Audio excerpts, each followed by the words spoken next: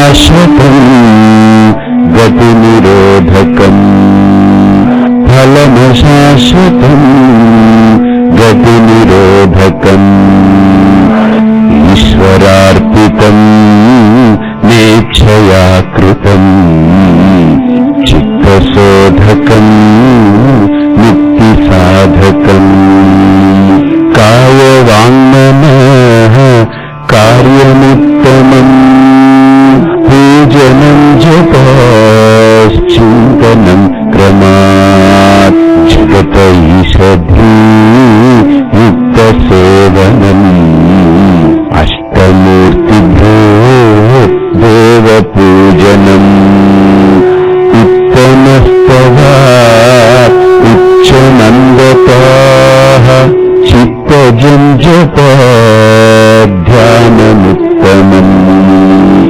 ఆజ్యధరయా శ్రోతసాసవం సరళ చింతనం విరళతఃపరం భేదభావనా సోహమిత్యసౌ భావనాభిధా పావనీమతా భావనాభిధా పావనీమతా కర్పూరాజ్ఞయా ప్రాప్యతే ఫలం కర్మ కిం పరం కర్మ తజ్జడం.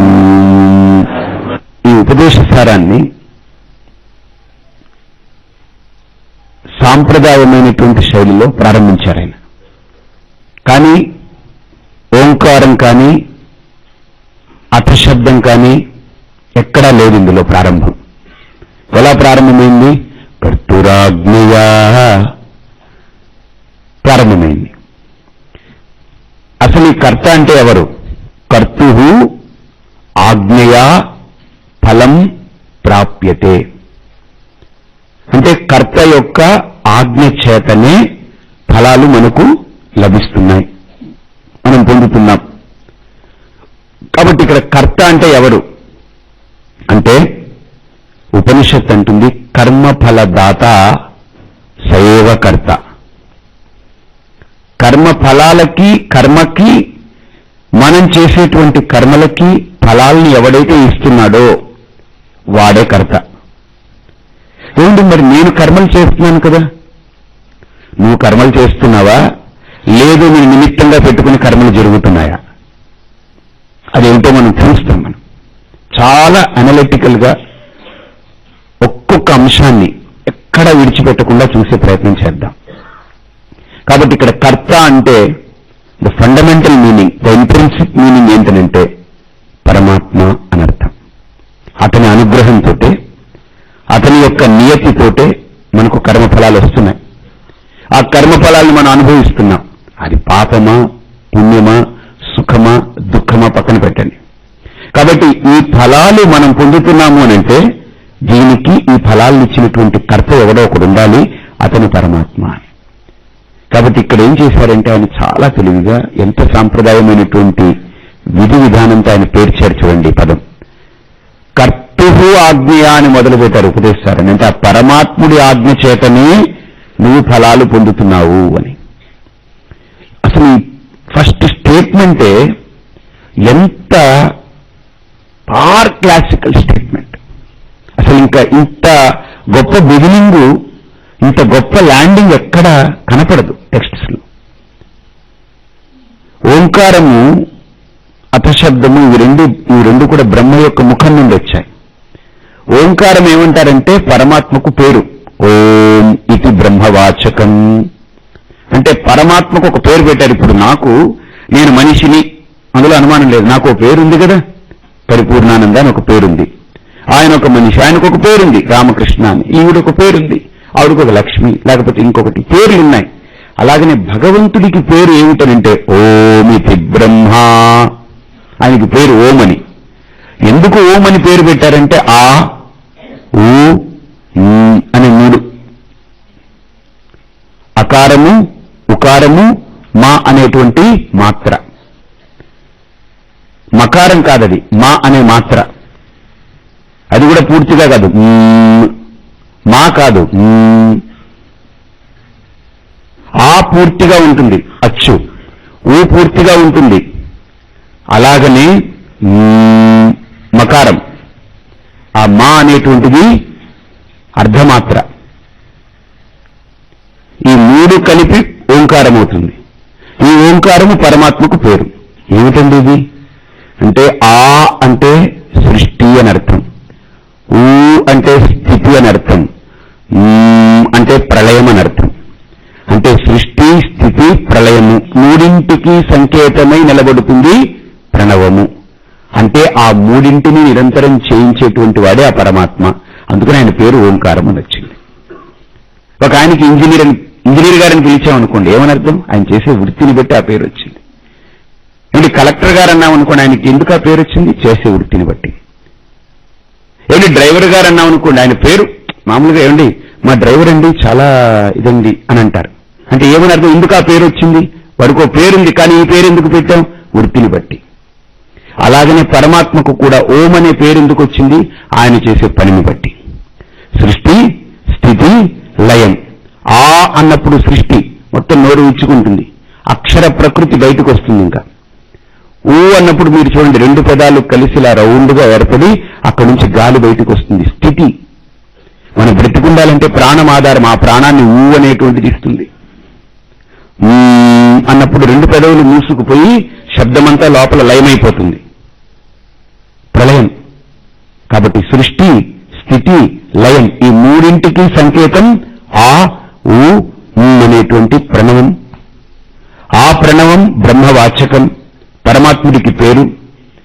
కాబట్టి ఓంకారాన్ని మనం ముందు పెట్టుకుంటే సాంప్రదాయమైనటువంటి బిగినింగ్ అనుకుంటాం, లేదు అథశబ్దమైనా పెట్టుకోవాలి.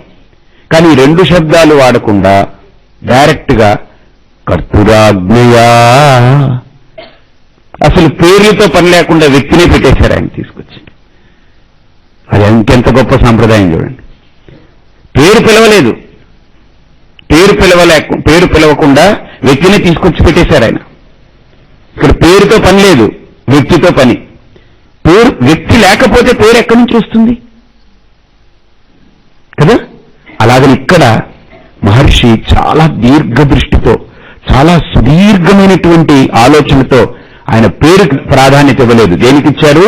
తత్వానికి ప్రాధాన్యత ఇచ్చి ముందుకెళ్ళిపోయారు ఆయన. కర్తురాజ్ఞయా ప్రాప్యతే ఫలం కర్మ కిం పరం కర్మ తజ్జడం. సరే, అసలు ఇది చూస్తూ ఉంటే మనకు ఒకటి అనిపిస్తుంటుంది, అసలు కర్మలన్నీ చేసింది నేను కదండి, ఆయన కర్త ఎలా అవుతాడు? భగవంతుడు ఏం చేయడు కదా, ఏం చేస్తాడు అతను? ఏం చేయడు. అసలు తెలిస్తే కదా ఏమన్నా చేస్తున్నాడా లేదా అనడానికి. ఇప్పుడు ఇక్కడ కూర్చున్న మనకి ఎవరికి కూడా భగవంతుడి గురించి తెలియదు. ఏమన్నా అడ్రస్ తెలుసా? ఇప్పుడు చూసామా, పలకరించామా, ఆయన ఎప్పుడైనా మనతో ఏమైనా మాట్లాడా? ఏమీ లేదు. ఇవేమీ జరగనప్పుడు ఆయన ఏం చేస్తున్నాడు, ఆయన ఇది చేస్తున్నాడని ఎలా మనం నిర్ధారించగలం? కానీ ఇన్ఫరెన్స్ ఉంది, ఒక అనుమాన ప్రమాణం ఒకటి ఉంది మనకు. అంటే కొండ బాగా పొగొస్తుంది అనుకోండి, కొండ మీద నుంచి దూరంగా చూసి ఒరే ఆ కొండకి నిప్పంటుకుందిరా అని అంటారు. కంటికి కనపడేది మాత్రం పొగ, కానీ వీడు చెప్పేదేంటి? నిప్పంటుకుందని చెప్తాడు. పక్కవాడు అడిగాడు, ఒరే నిప్పెక్కడ అంటుకుందిరా, తెల్లగా ఏదో పొగ వస్తుందనంటే, ఒరే నిప్పు లేనిదే పొగరాదు కదా, అక్కడ నిప్పు ఉండి తీరాలి, ఆ పొగ వస్తుందనండి. అర్థమైందండి? అయితే వీడు అనుకున్నాడు, ఓహో ఎక్కడ పొగొస్తే అక్కడ నిప్పు ఉంటుంది. అయితే రాత్రి పూట ఏదో ఒకటి కదులుతూ ఉందనమాట, కదిలి వెళుతూ ఉంటే పొగొస్తుంది. పొగొస్తూ ఉంటే వీడు అనుకున్నాడు అక్కడేదో నిప్పు ఉందనుకుని అదేదో కదిలిపోయేటువంటి చెట్టు ఏదో అనుకున్నాడు. దగ్గరికి వెళ్తే మనిషి, అక్కడ కూడా నిప్పు వాడి నోట్లో ఉంది. సిగరెట్ ఊదుతున్నాడు, పొగొస్తుంది అనమాట.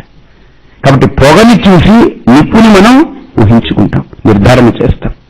అలాగనే ఇప్పుడు భగవంతుడు ఏం చేస్తున్నాడు, భగవంతుడు ఏమై ఉన్నాడు, ఇవన్నీ మనకు తెలియకపోయినా ఆయన చేసేటువంటి పనులని మనం అనుభవించేటువంటి అనుభవాల ద్వారా ఆయన్ని మనం ఊహించుకోవచ్చు. ఇక్కడ ఎలా కర్మలనేవి మనం చేస్తున్నాం.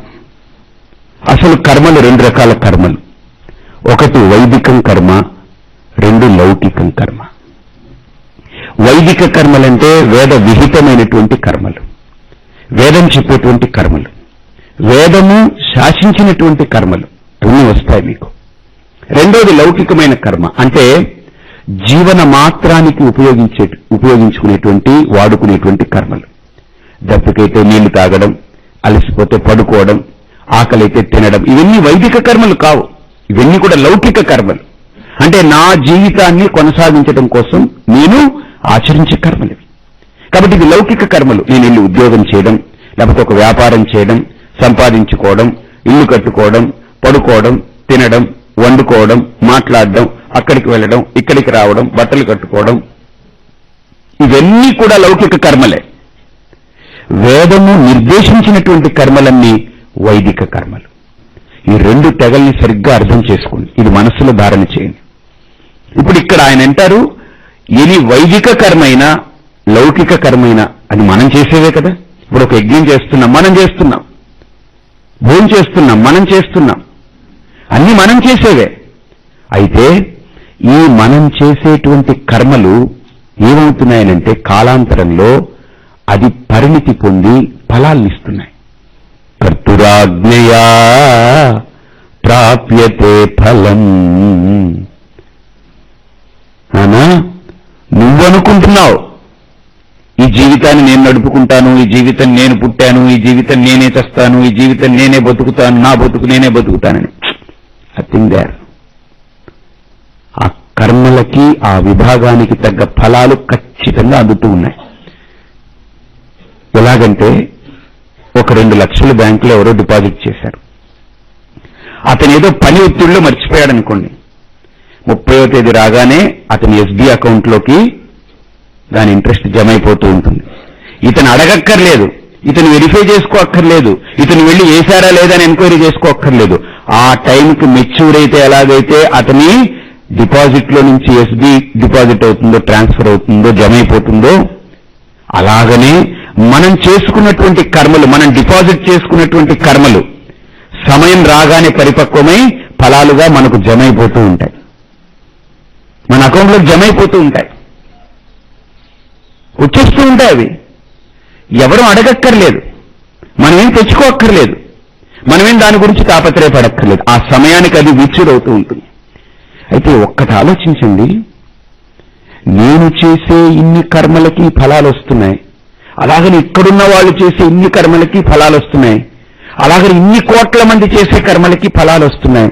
అసలు ఈ ప్రపంచం కాదు, అసలు ఈ సృష్టిలో జరిగే ప్రతి కర్మకి ఫలాలు ఖచ్చితంగా వస్తున్నాయనంటే అసలు ఇంత ఒక ధర్మాన్ని, చట్టాన్ని ఎలా ఎవరమర్చిపెట్టారండి? ఏదో ఒక ప్రోగ్రామింగ్ అనేది జరిగింది కదా. ఇప్పుడు మనం కంప్యూటర్ ఆన్ చేసి అకౌంట్స్ ప్రోగ్రామ్ తీసుకున్నాం అనుకోండి, అకౌంట్స్ సెక్షన్లోది ఫైల్స్ అన్ని తీసుకున్నాం అనుకోండి, అదంతా వస్తుందనంటే గుర్తుపెట్టుకోండి, మనం కంప్యూటర్ నొక్కితే అది రాదండి. కంప్యూటర్ అనేది ఒక ఉపాధి. దాంట్లో మనం ఏ ప్రోగ్రామ్ అనేటువంటిది ఫీడ్ చేస్తామో సాఫ్ట్వేరు, ఆ ప్రోగ్రాం బయటకు వస్తుంది మనకు.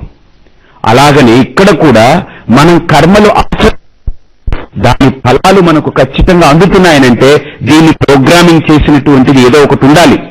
ఈ వ్యవస్థని, దీన్ని సిద్ధాంతీకరించినటువంటి ఈ వ్యవస్థని, పటిష్టంగా నడిపే ఈ వ్యవస్థని చేసినటువంటి కారణం ఒకటి ఉండాలి.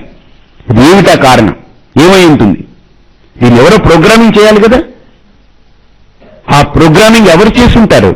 పరమాత్మ. మనకి ఇష్టం లేకపోయినా పాపాన్ని అనుభవించాలి, ఇష్టమున్నా ఒక్కొక్కసారి పుణ్యం చేజారిపోతూ ఉంటుంది.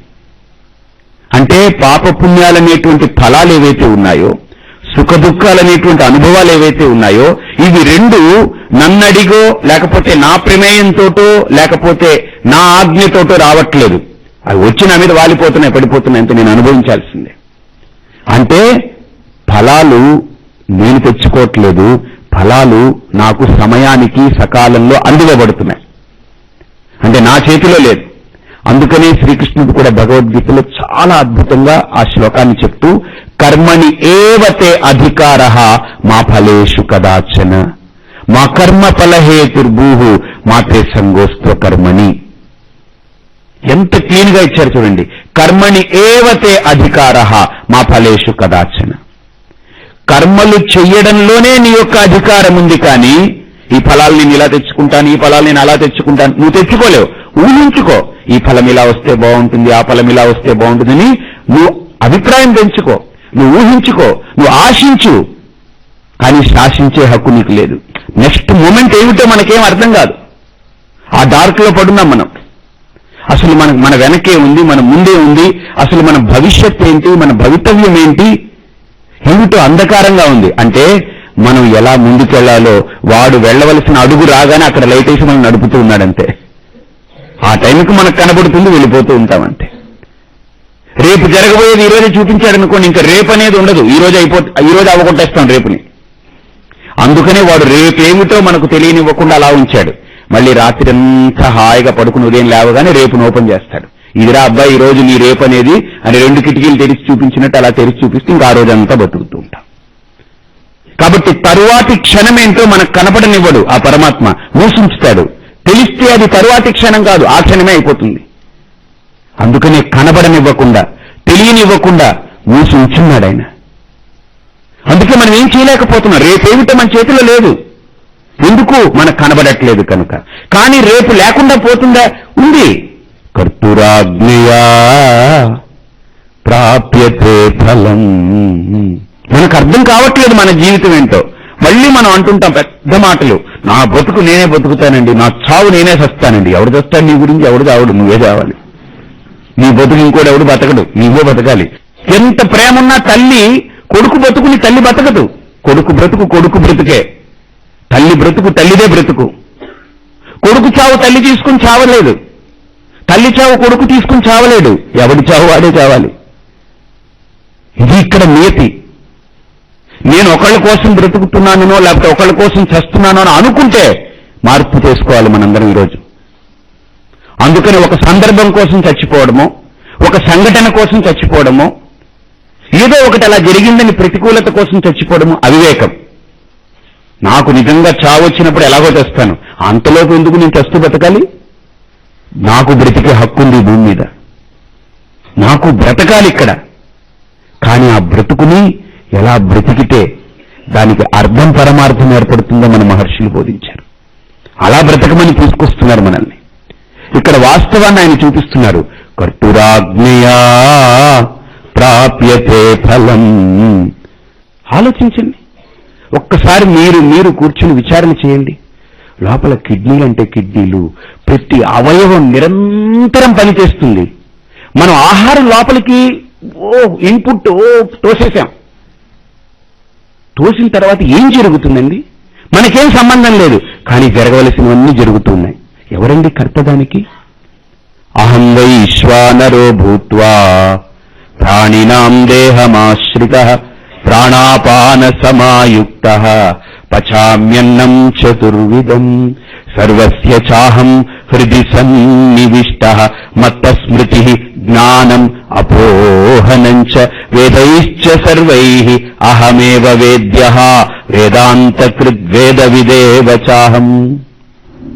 సార్ ఆలోచించండి, ఎవరు, ఏం జరుగుతుంది ఇక్కడ లోపల? అసలు నేను పుట్టడమే నాకు విచిత్రం. అసలు ఏం జరిగిందో, ఆ పిండం అక్కడ తయారైపోయింది, అందులో కళ్ళు, ముక్కు, కాళ్ళు, చేతులు, ఇంద్రియాలు, అవయవాలు లోపల ఏమేం పెట్టాలో అన్ని నేను పెట్టుకుని వచ్చానండి తల్లి గర్భంలో కూర్చుని. ఇప్పుడు ఎలా బతుకు మొదలైంది? ఎవరు దీన్ని తయారు చేసింది? ప్రకృతి అంటాం. ఆ ప్రకృతిని ప్రోగ్రామ్ చేసింది ఎవరు? దాన్ని తయారు చేసిన వ్యక్తి ఎవడో ఉండాలిగా. ఎవరు? కర్తురాజ్ఞయా ప్రాప్యతే ఫలం. ఎవరండి ఇదంతా నడిపించేది? విత్ రెఫరెన్స్ టు ఫలం ఆయన ఫలదాత. Even with reference to my own karma I'm not karta, he is the karta. వాస్తవమైన కర్త వాడే. కాబట్టి ఇక్కడ ఆలోచిస్తూ పోతే, ఒక విచారణ కనుక మనం పెంచుకుంటూ పోతే, ఇక్కడ నేనేం కర్తను కాను. ఇవన్నీ ఇంత జరుగుతున్నాయి. మీరు బాగా ఆలోచించండి. పలికెడిది భాగవతమట, పలికించెడివాడు రామభద్రుండట అన్నాడు. ఆ భావం ఊరికినే రాముడు వెనకాలన్నాడు లేకపోతే అవి కాదు. విచారణ చెంది శాస్త్రీయంగా నిజం కదండి. ఈ నోరు, ఈ కింద దవడ, ఈ పై దవడ, మధ్యలో నాలుక, 32 పళ్ళు, ఇవన్నీ అసలు మనకు సంబంధం లేకుండా ఆడిపోతున్నాయి.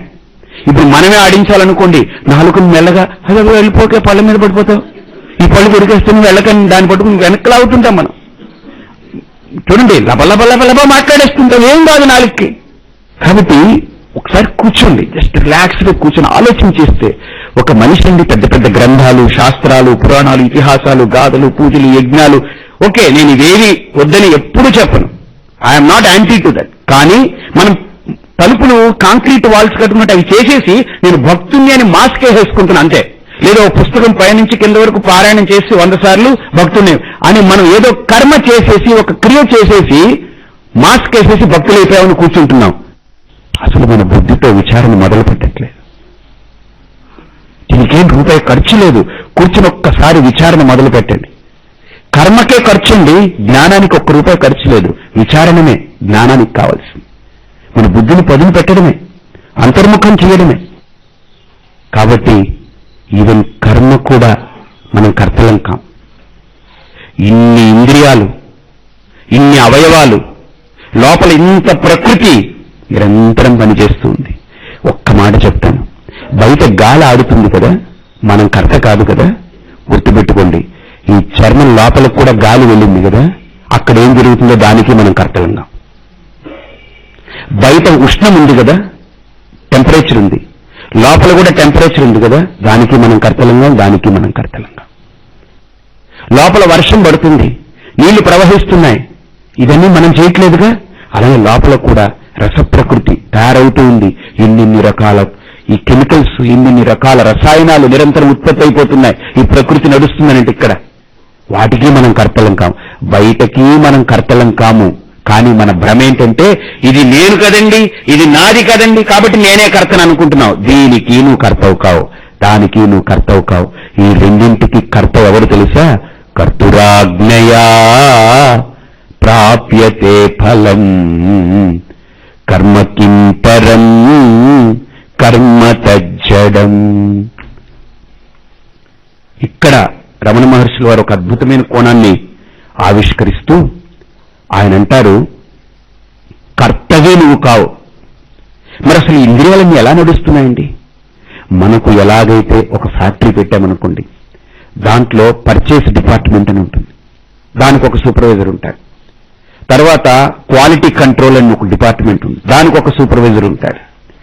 ప్రొడక్షన్ డిపార్ట్మెంట్ ఉంటుంది, దానికి ఒకళ్ళు ఉంటారు. తర్వాత అకౌంట్స్ డిపార్ట్మెంట్ ఉంటుంది, దానికి ఒక హెడ్ ఉంటాడు.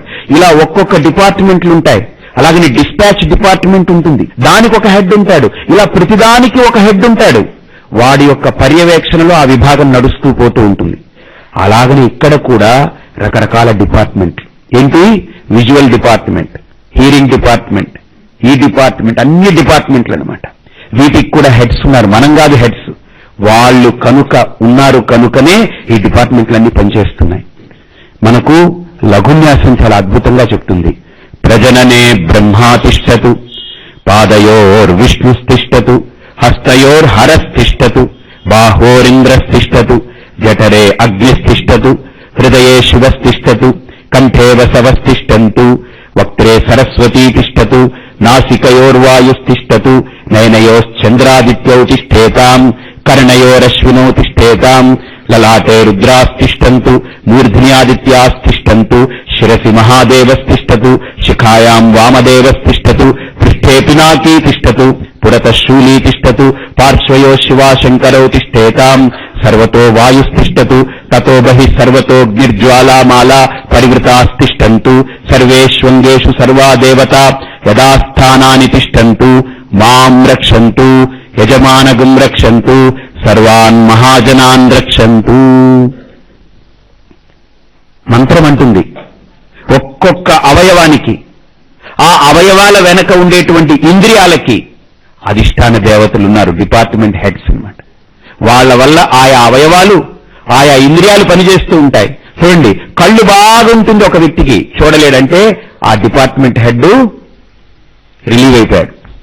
అలాగనే ఒక అవయవం కనుక, ఒక ఇంద్రియం కనుక పనిచేయట్లేదనంటే గుర్తుపెట్టుకోండి, నా చేతులు పనిచేయట్లేదంటే చెయ్యి ఉంటుంది, కానీ దీన్ని ఏమంటారు?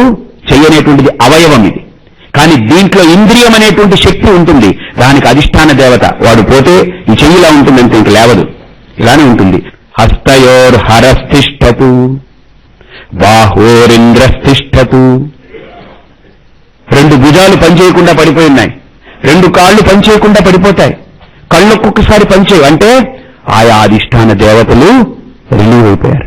ఈ విచారణ కనుక మీరు సద్విమర్శ చేసుకుంటూ వెళితే ఈ ఉపదేశ సారంలో ఒక్కొక్క లైను 30 లైన్లండి.